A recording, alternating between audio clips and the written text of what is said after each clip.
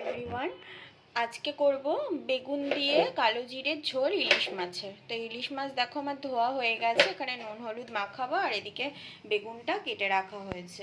তো চলো কিভাবে রেসিপিটা করি তোমাদের দেখাই।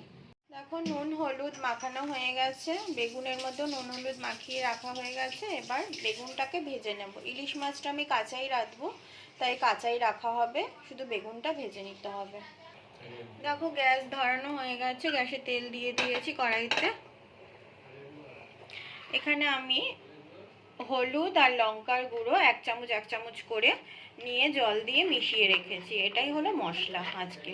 আর ফোড়নে তো কালো জিরে দিচ্ছি। চলো কড়াইটা গরম হয়ে যাক, তারপরে বেগুনটা ভেজে নেব। দেখো কড়াই গরম হয়ে বেগুন দিয়ে দিয়েছি, বেগুনটা ভাজা হচ্ছে, ভেজে বেগুনটা তুলে নেওয়া হবে। দেখো বেগুন ভাজা কমপ্লিট হয়ে গেছে, বেগুন তুলে নেব। কালো জিরে ফোড়ন দিয়ে দিলাম। আমি তেল আর ব্যবহার করছি না এর মধ্যে।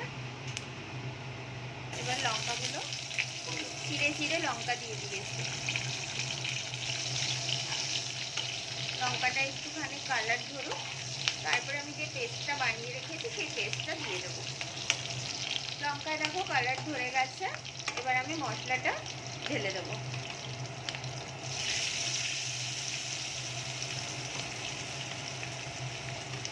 এবার মশলাটা একটুখানি কষবে। দেখো মশলাটা কষা হয়ে গেছে, এবার মাছগুলো একটা একটা করে এর মধ্যে বিছিয়ে দেবো।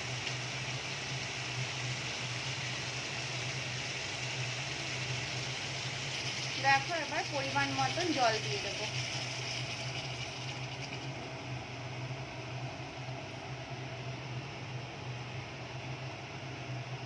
এবার একটু কড়াইটা ধরে একটু নাড়িয়ে নেব।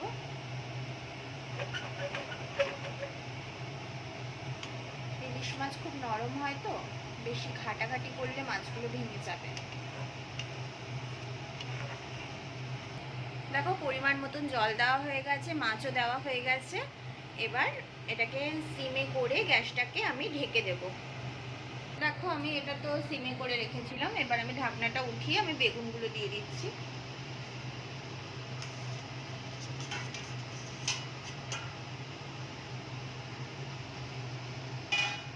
আমি নুন ঝালটা একটু চেক করে নিয়েছিলাম, আমার নুন একটু লেগেছে, কারণ আমি নুন দিয়েছিলাম।